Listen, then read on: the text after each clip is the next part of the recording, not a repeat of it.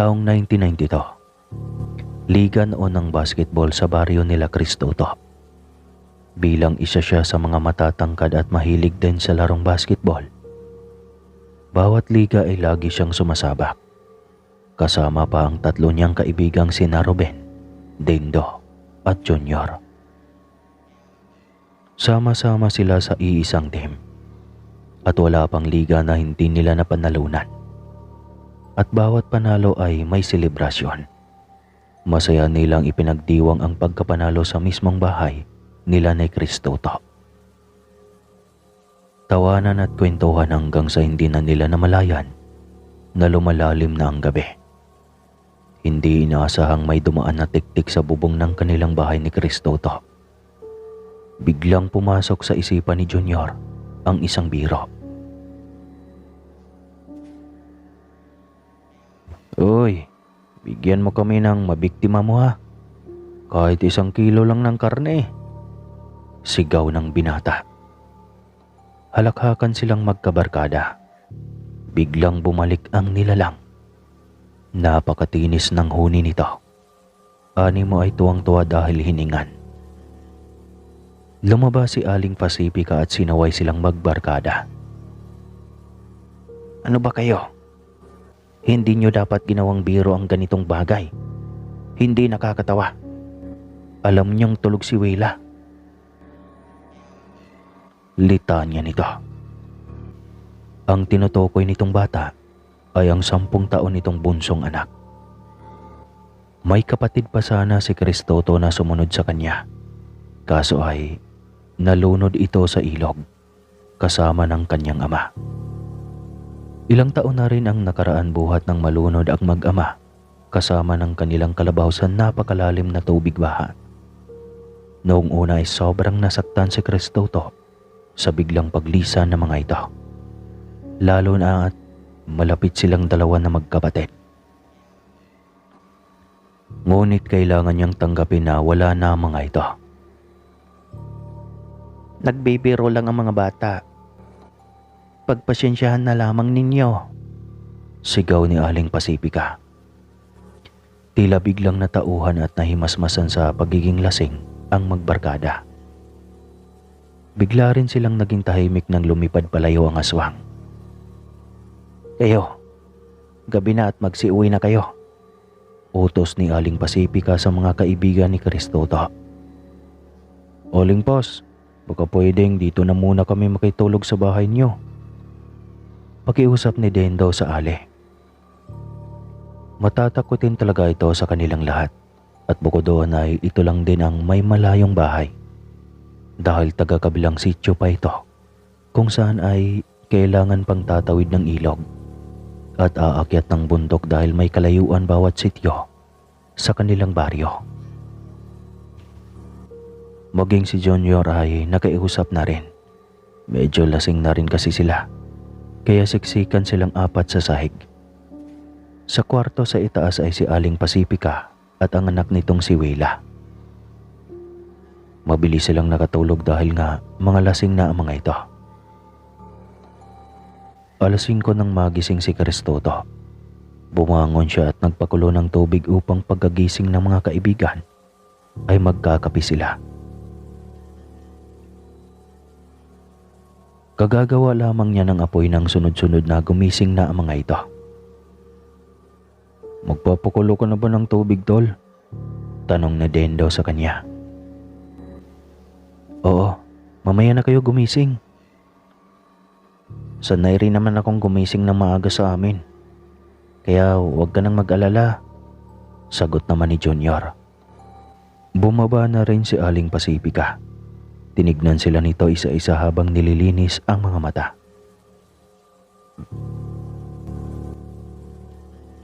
"Kayo, huwag niyo nang ulitin pa na magbiro sa mga aswang.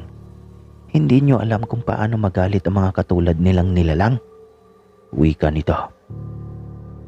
"Paumanhin po, hindi na mauulit nang," hinging paumanhin ni Junior. "Hindi ka sa akin may atraso sa aswang na iyon. Pero sigurado naman na hindi na babalik iyon. Hindi na kayo guguluhin pa," Wala nang may sumagot pa sa kanila. Pagkakulo ng tubig ay nagsali na si Kristoto sa mga tasa. Pagkatapos magtimpla ay niyayanan niya ang mga kaibigan na sa labas na magkape dahil maliwanag na rin naman. Mas malawak kasi sa bakuran kaya makakagalaw sila doon ng maayos. Pagkabukas ng pinto ay kamuntikan ng mabitawan ni Kristoto ang hawak na tasa. Nagulat siya sa nakakabit na karne sa hagdan ng bahay. "Ano to?" Gulat na sambit niya habang patakbong bumaba ng hagdan. Nadual pa siya ng malanghap ang napakalansa na amoy na karne. 2 pirasong paa ng baboy. Subalit sobrang pula ng karne nito. Maging ang kanyang mga kaibigan ay nawala na ng ganang magkape nang malanghap ang lansa ng karning iyon. "Mukhang tinutuhanan ng asong ang ating biro," wika ni Dendo. "Kita nyo na. Sa susunod magbiro na kayo sa lasing. Huwag sa mga aswang." Galit na wika ni Aling Pasipika. Sinubukan ni Kristoto na ibigay iyon sa aso ngunit palapit pa lang ang aso ay tumatakbo na ito palayo. Animo ay takot sa kanyang bitbit. "Kita nyo na talaga. Kahit aso ay takot sa karning iyan kasi pinaspasan iyan. Mukha lang iyang karni ng baboy, ngunit ang totoo, karni iyan ng tao." Saad pa na wika ni Aling Pasipika. "Subukan niyong patakan iyan ng kalamansi. Makikita niyong parte iyan ng katawan ng tao." Dagdag pang wika nito. Ngunit pumasok na ito ng bahay dahil magsasaing na ito ng agahan. Ugali nito na kapag may bisita sa kanilang bahay, ay hindi nito pa uuwiin hanggat hindi nakapag-almusal. Lalo na ang mga kaibigan ng anak nito. Samantalang lumutang ang kuryosidad at kasabikan na makita ang mahiwagang bagay sa utak ng magkaibigan. Kaya kanya-kanyang lapit ang mga ito sa puno ng kalamansi. Isa-isang pumitas ng bunga at bumalik sa nasabing karne. "Sabay nating patakan ha," wika ni Kristoto habang nakaangat ang kamay sa taas ng karne. Matapos mapatakan ay kanya-kanya ng atrasan ang magkaibigan. Kita nila ang pagbabago ng nakakadiring karne. Naging kamay iyon ng matanda, maitim at kumukulubot na. Nangingitim ang kuko nito, kaya halos sabay na naman silang maduwal. "Sus Mariosep, ilibing nyo na iyan!" Sigaw ni Aling Pasipika habang nakalungaw sa pintuan ng bahay. Mabilis ang mga itong kumuha ng pala na nasa ilalim ng silong.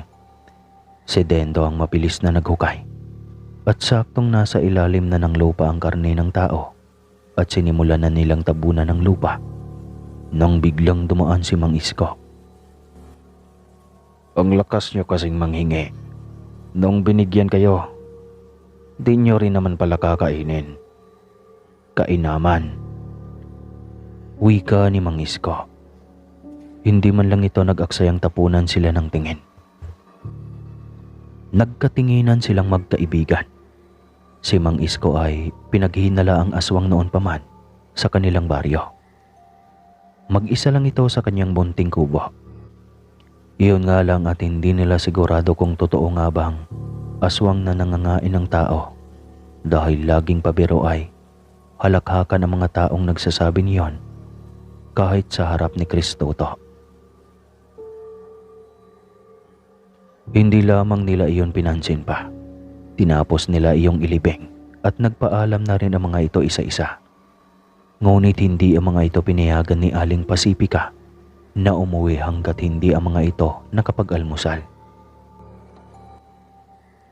Hanggang sumapit muli ang gabi. Nang gabing iyon ay naging kabado si Kristoto. Takot siya na baka ay muli silang balikan ng aswang. Ngunit nakatulog sila ng mahimbing nang walang anumang nilalang na nambubulabog. Naging kampante si Kristoto na hindi na nga ito babalik pang muli. Ngunit nagkamali siya dahil nang sumunod na gabi, kalagitnaan ng kanilang mahimbing na tulog, nang isang nilalang ang paikot-ikot sa kanilang bubungan. Kabilugan ng buwan kaya sobrang liwanag ng buong paligid. Hindi maintindihan ni Kristoto kung bakit hirap siyang gumalaw. Nakamulat lang ang kanyang mga mata habang nakatitig sa bubong ng bahay. Marami ng butas iyon at sa di inaasahan ay namataan niya ang isang piraso ng nagbabagang mga mata. Tila nakatitig iyon kay Willa. At wala man lang siyang magawa para lapitan ang kanyang kapatid. Hindi siya makagalaw. Ang tanging pagmulat lamang ng mga mata ang kaya niyang gawin. Maging si Aling Pasipika ay naghihilik. At tila hindi ramdam na halos umaalog na ang bubong. Ang mga pino at tuyong nipa ay naglalaglagan sa tuwing aapakan ng nilalang. Napagtanto ni Kristoto na napailalim sila sa itim na kapangyarihan ng aswang. Unti-unting sinisira ng nilalang ang bubong kaya siya ring sigaw ng binata. Ngunit kahit anong sigaw niya ay wala ring may lumalabas na boses. Nanunuyot na ang kanyang lalamunan. Butil-butil na pawis na ang lumalabas sa kanya. Nang tuluyan ang nasira ng nilalang ang kanilang bubong ay wala nang magawa pa si Kristoto, kundi ang umiyak na lamang. Wala siyang magawa para depensahan ang kapatid niyang si Wela, na siyang punteriya ng aswang. Kahit anong pilit niyang igalaw ang kanyang katawan, ay hindi talaga kaya. Kitang-kita niya kung paano hiwain ng aswang ang dibdib ng bunso niyang kapatid. Nakangisi pa ito habang nakatingin sa kanya habang ginagawa iyon. Ang malalapat na laway ay tumutulo sa dibdib ng kanyang kapatid. Ilang hibla lang yata ang buhok ng nilalang. Ang mga pangil nitong nakausli ay nakakatakot titigan. Matapos nitong dukutin ang dibdib ng kanyang kapatid, ay binuksan nito ang bintana at doon dumaan. Saka lang nagising si Kristoto na nakawala sa kapangyarihan ng itim na mahika ng aswang. Mabilis niyang hinila ang itak na nakasukbit sa gilid ng dingding. Balak niyang habulin ang aswang. Ngunit bago pa siya lalabas ay nais muna niyang lapitan ang kanyang kapatid at yakapin. Pinailaw muna niya ang Petromax upang malinaw itong makita. Nanlomo siya sa nakitang kalunos-lunos na sinapit ng kapatid. Maging ang kanyang ina ay hindi naramdaman ang pangyayari. Napahagulgol siya habang yakap ang walang buhay niyang kapatid. "Patawad kapatid ko. Wala man lang akong nagawa para protektahan ka," sambit niya. Biglang nagising si Aling Pasipika at nakita ang nakatayong si Kristoto na duguan ang damit. "Diyos ko, Kristoto, anong nangyari?" Gulat na tanong nito sabay bangon. "Anong ginawa mo kay Willa?" sigaw nito habang umiiyak. Nakatingin ito sa hawak niyang itak. "Nay, hindi ako. Yung aswang," sambit niya. Nanlomo ang ali. Umiyak at nilapitan ng bunsong anak habang nakatingala sa bintana. "Adi kay ata, Kristoto. Ikaw tong may hawak ng itak. Aakusahan mo ngayon ang aswang. Tignan mo ang sarili mo. Pinatay mo ang kapatid mo, Kristoto. Ipapakulong kita dahil dito." Hindi na alam ni Kristoto kung paano depensahan ang sarili. Unang pagtiktilaok ng manok, ibig sabihin ay 3:00 na ng umaga. Isa lang ang pumasok sa kanyang isipan ng mga sandaling iyon. Ang puntahan si Mang Isko. Ito lang ang pumasok sa kanyang isipan na posibleng may gawa. Nasa kalahating kilometro ang layo ng bahay nito mula sa kanila. Ngunit maliwanag naman ang buwan kaya mabilis lamang niyang marating iyon. Malayo pa lang ay kita na niya itong nakaupo sa gilid ng pinto habang nakaharap sa lampara. Sa nagliliyab niyang galit, ay halos hindi na niya naramdaman ang sarili na nasa harap na nito. Mabagang langit, bakit puro dugo iyang damit mo? Magtatanong ka pa na aswang ka. Ikaw ang pumatay sa kapatid ko. Kinain mo ang mga lamang loob niya. Nagulat si Mang Isko. Nagsimula itong mag-alala. Si Willa, anong nangyari kay Willa? Kinain mo, di ba? Hayop kang aswang ka. Kristuto, paano ko magagawa yan sa sarili kong anak? Tanong nito. Nagulat ang binata sa naging revelasyon ng lalaki. Isa pa ay hindi talaga ako aswang. Dagdag pa nito. Patuloy ito sa pagkwento. Ang kanyang ina at si Mang Isko ay may lihim na relasyon pala noon. At nagbunga iyon. Iyon ay si Willa.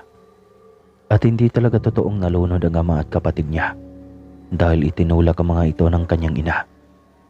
Plano kasi nito na magsama na lang sila kaya kumukuha sila ng pareho ng tiyempo para ipagtapat sa kanya na may relasyon ang mga ito. At siya ang unang naging bunga ng lihim na pagmamahalan ng dalawa. Ikaw ang aming panganay, Kristoto. Dahil kaming dalawa naman talaga ang unang nagmahalan noon. Ngunit dahil sa utang ng ama ni Pacifica sa ama ng kanyang namatay na asawa, pinilit siyang magpakasal sa anak nito para pambayad utang.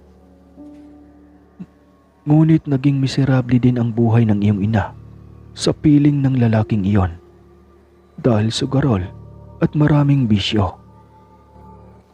Kaya kayo naghihirap ngayon. Dahilan kung bakit naisipan ng nanay mo na patayin na ito at ang anak nila. Para tayo na ang magsama. Ngunit hindi ko kaya. Hindi ko matanggap ang ginawa ng iyong ina. Pumatay siya ng tao at ayaw ko ng ganoong paraan. Hindi man ito ang pumatay sa kanyang kapatid. Dahil sa mahaba nitong kwento ay hindi niya napigil ang sarili.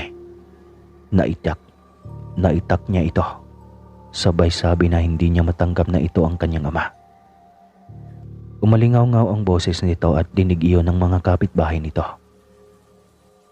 Wala siyang pakialam. Ang mahalaga ay naipalabas niya ang kanyang galit. Iniwan niya itong nakahandusay at walang buhay. Kalmadong naglakad pa uwi. Ngunit hindi pa siya nakarating ng bahay nang harangin siya ng mga tanod. Hindi na siya nakigulo pa. Tahimik siyang sumama. Wala siyang kwento kahit anong tanong ng mga ito sa kanya. Hanggang sa dalhin na siya sa istasyon ng pulis. Kinasuhan at pinakulong. Nang bisitahin siya ng kanyang ina ay tsaka lang siya nagsalita. Umiiyak siyang nanumbat sa ina. Nagulat ito at napahagulgol. Humingi ito ng tawad ngunit hindi niya kayang ibigay ang kapatawaran dito. Sirang-sira ang buhay niya dahil sa kanyang ina.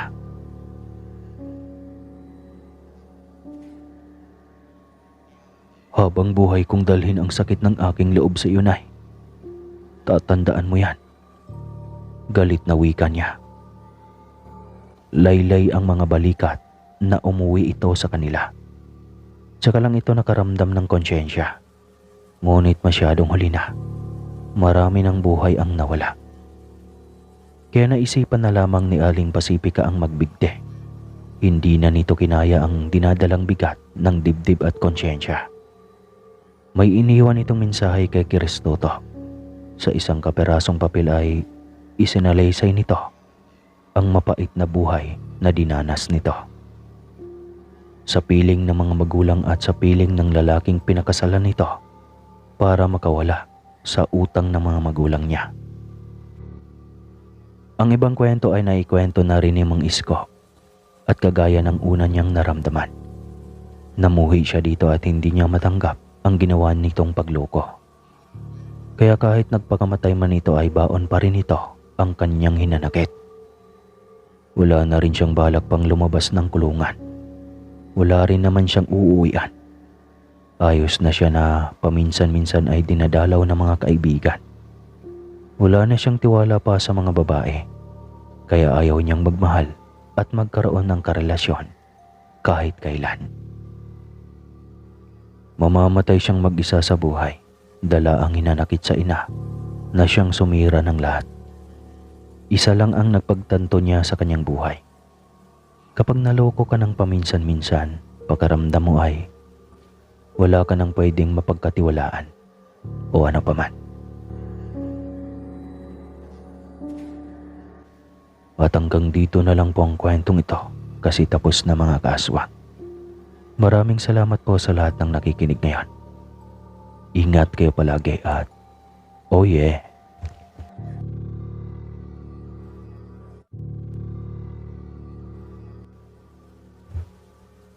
Simula pagpasok sa simbahan ay ramdam na talaga ni Mia na may isang pares ng mata ang laging nakamasid sa kanila ni Junior.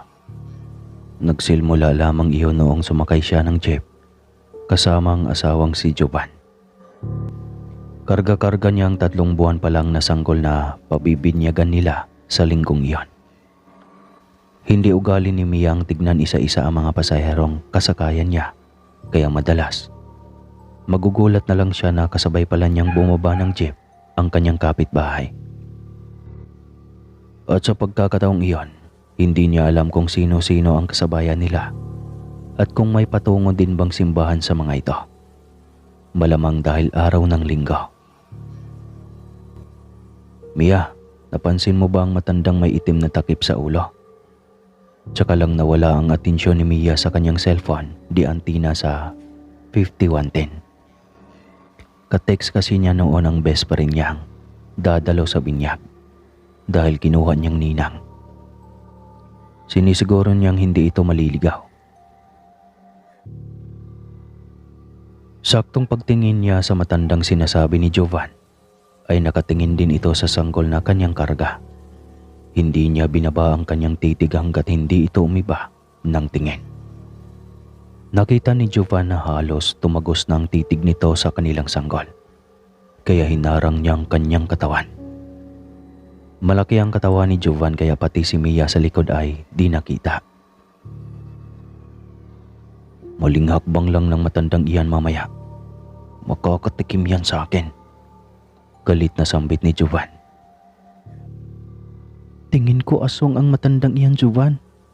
Puna ni Mia. Mukhang aswang nga. Kanina pa yan. Kasama natin eh.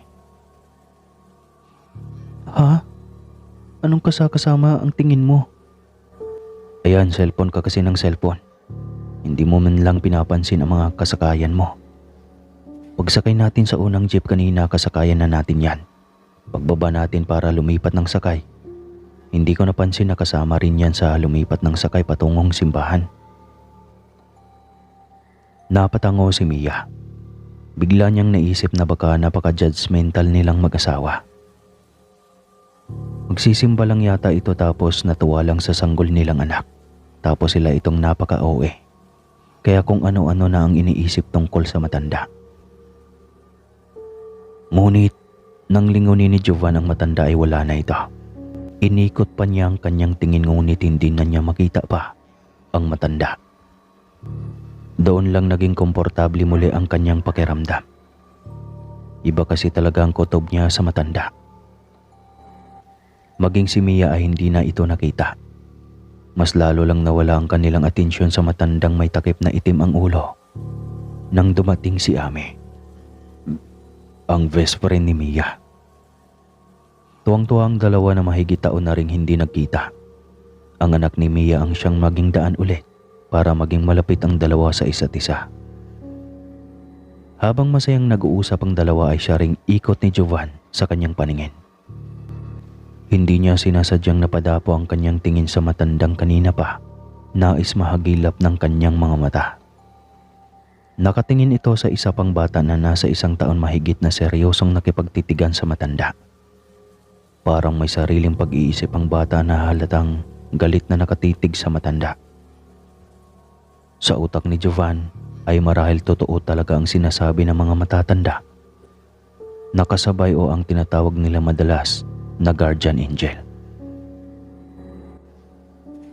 Nasiyahan pang manood si Jovan dahil halatang matapang ang bata. Lumalaban sa titig ng matanda at hindi nito ginawang kumurap. Bigla pa itong pinaandar ang bibig na parang motorsiklo kaya tumagas ang laway nito sa bibig. Pumatak sa balikat ng ina nitong nakaharap sa pare. Napansin ni Jovan na umalis ang matanda sa kanyang pwesto kaya naisip niyang sundan ito saan man ito pumunta. Maingat si Jovan na hindi mapansin ng matanda dahil alam niyang kilala na siya nito. Lumabas ito ng simbahan. Mabilis na naglakad hanggang sa nawala ito sa paningin ni Jovan. Pagkurap niya ng kanyang mga mata. Nagtaka siya dahil wala namang likuan at kung lilikaw man makikita niya dahil hindi nga yata umabot ng segundo ang kanyang pagkurap. Napagtanto niyang aswang nga talaga ang matanda. Bumalik siya sa kinaroroonan ng kanyang asawa bago pa man siya hanapin ito. At dahil nga abala itong nakikipag-usap sa best friend sa kabila ng malakas na boses ng pare, ay pati siya ay hindi na ng mga ito pinapansin. Aliw na aliw lang ang mga itong nakikipagkwentuhan sa mahinang boses. May paminsan pang humahagik-gik ang dalawa kaya napailing na lang din si Jovan. Hanggang sa namataan na naman niyang muli ang matanda. Ngunit hindi na ito bumalik sa dating pwesto nito. Nasa kabila ito, kaya nag-alala ng husto si Jovan para sa mga sanggol na naroon. Lalo na at iilan sa mga ito ay iyak ng iyak. Alam niyang posible na isa sa mga ito ay inaatake na ng matanda. Parang gusto na niyang lapitan ng matanda at sumbatan o pagalitan. Subalit baka maakusahan pa siya at sabayang hindi makatao ang ginawa niya. Marami pa naman ang hindi naniniwala sa mga aswang. Kaya sigurado talaga siya na siya ang lalabas na mali. Kaya kailangan niyang magpigil. Kasalanan na lang iyon ng mga magulang na walang pakialamanan sa nakapaligid at makakasalamuhan nila.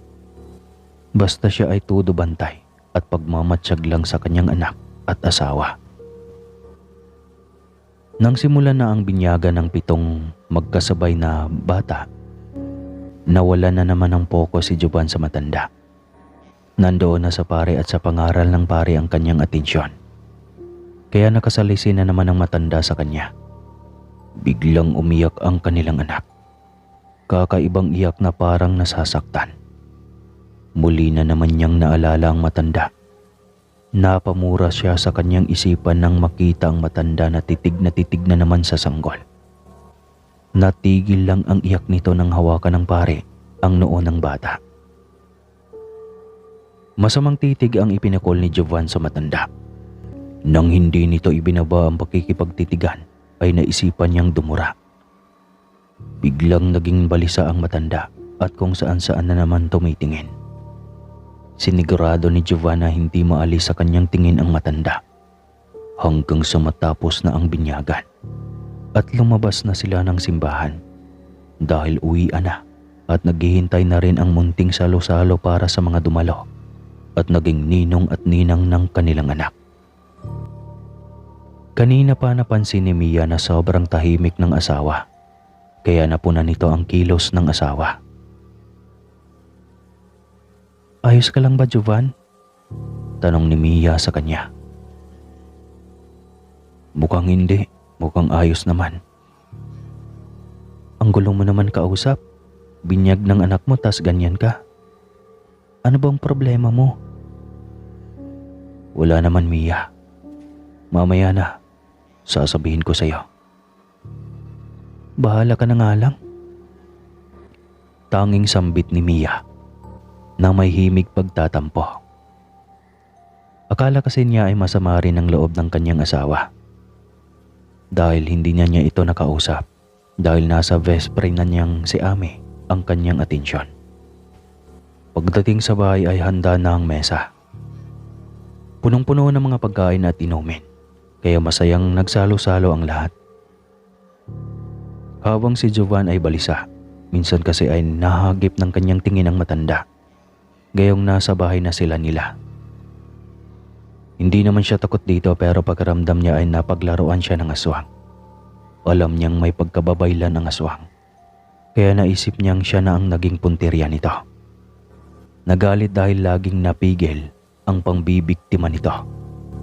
Dahil nakaharang siya palagi. At ngayon ay siya na ang sinundan ng aswang. Inisip ni Jovan na kailangan niyang maging matatag. Hindi niya hahayaang magambala ng husto ng matandang aswang ang kanyang buhay. Matapos ng kainan ay nagsiuwian na ang mga ninong at ninang.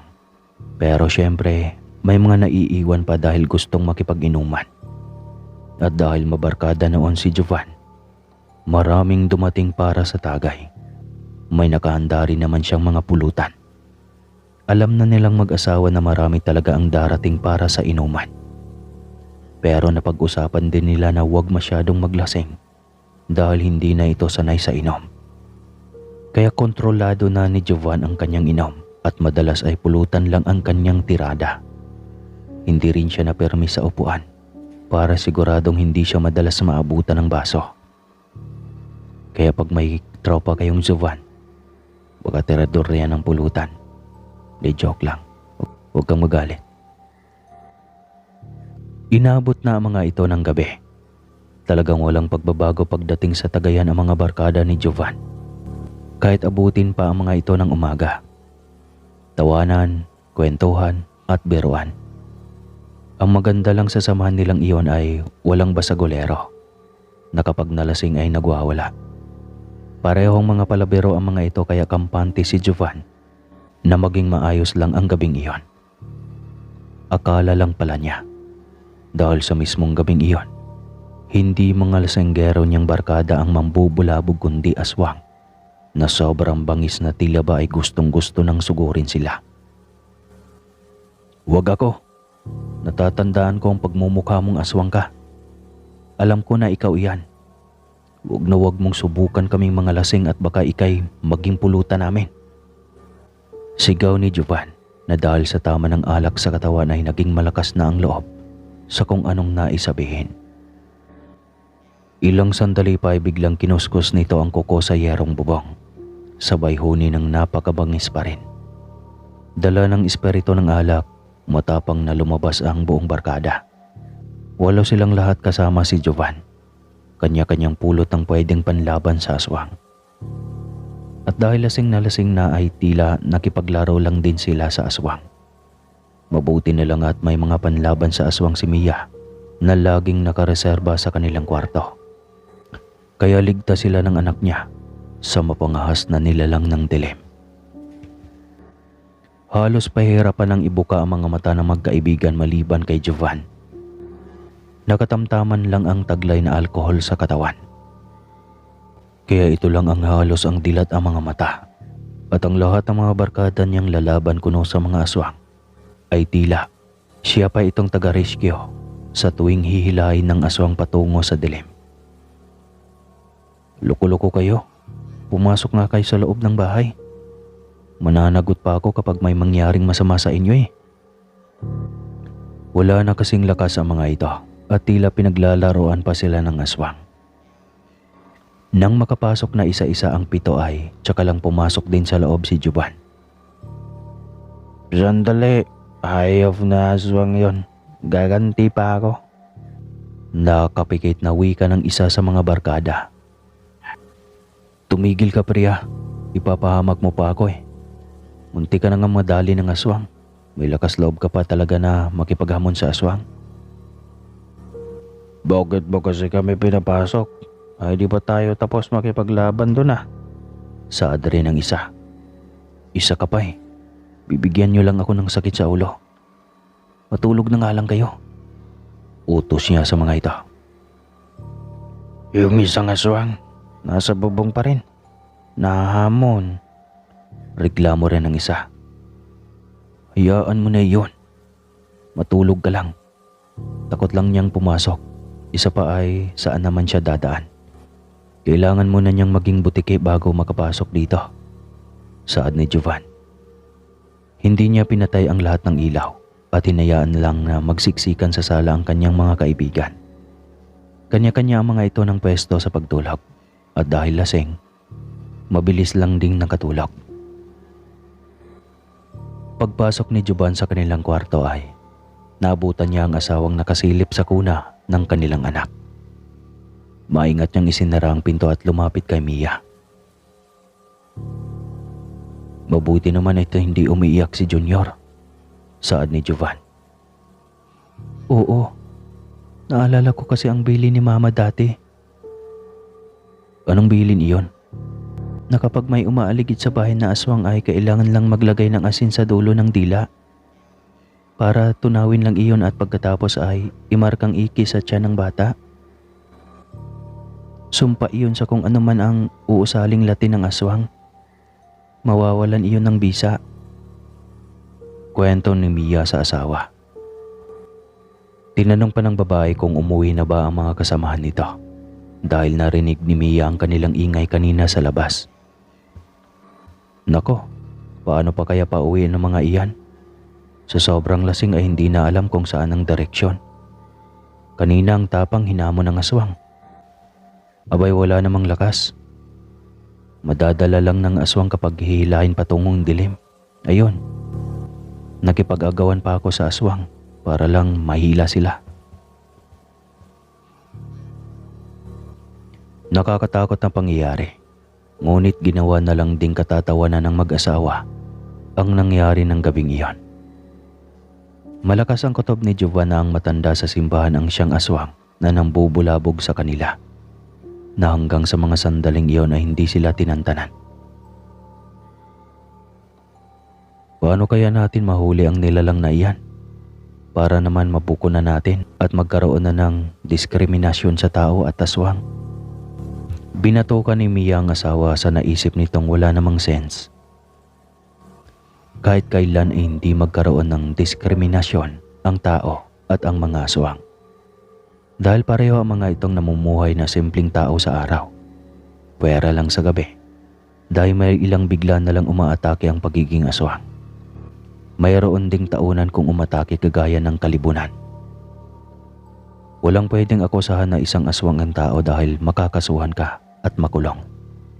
Walang batas ang umaayon sa paniniwala na tungkol sa aswang. Dahil para sa mga nasa kinauukulan, ang mga ito ay mythical creatures lang. Likha ng malikot na imahinasyon ng mga sinaunang Pilipino na nagpasalin-salin na hanggang sa makarating sa bagong henerasyon. At makabagong panahon na may abansing matataas at kalidad na teknolohiya. Ngunit sa mga aktwal na nakakaranas ng mga pang-aatake ng ganitong nilalang, mananatiling totoo ang mga pinaniniwalaan ng mga ninuno na aswang. Nakatulog sila na nasa bubong lang ang aswang. Kampante naman silang hindi ito makakapasok dahil gawa sa matigas na semento ang dingding. Makapal na yero ang bubong at may kisame rin. Kaya hindi sila nito mapasok para kuyugin. Nang magising sila ay umaga na. Wala na ang nilalang sa bubong. Ang mga barkada ni Jovan ay kapwa may mga hangover. Dalawa sa mga ito ang nagtaka kung bakit sila may kalmot sa balikat at may mga sugat sa siko at gilid. Hindi mo man lang maalala? Nag-amo ka sa aswang, noong hilahin ka, wala ka namang lakas para labanan ng aswang. Yan kasi kapag lasing lang lumalabas ang yabang. Napakamot ito ng ulo na tila nahihiya kay Mia na lihim na napangiti ng mga sandaling iyon. Isa pa itong si Tune. Akala ko talaga matapang eh. Pero nung dagitin na sana ng aswang para ilipad. Nako, siguradong naging pagkain na ito ng aswang. Mabuti na lang at naabutan ko pa ang paa. Dahil kung hindi, ay nako, malalagot pa ako sa mga magulang mo. Maging ito ay walang maalala. Natatawa na lamang ang mga ito sa kwento ni Jovan.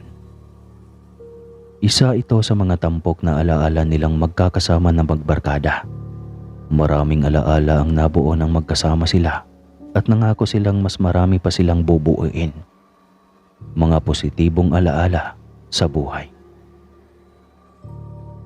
Matapos iyon, ay balik normal na ang araw nila. Balik trabaho na ulit si Jovan at balik-alaga kay Junior na si Mia.